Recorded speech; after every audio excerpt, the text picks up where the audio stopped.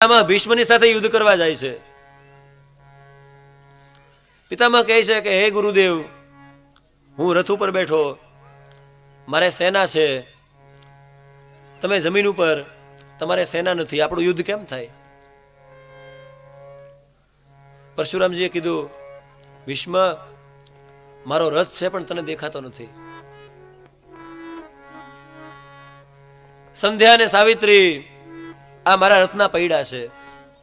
સાક્ષાત માં ગાયત્રી આ મારો રથ છે. માં ગાયત્રીનો મંત્ર અને સૂર્યનું તેજ આ મારી સેના છે.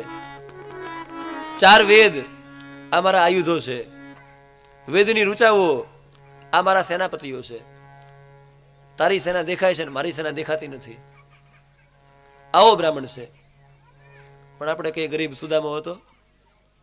ગરીબ કોને કહેવાય? બ્રાહ્મણ પાસે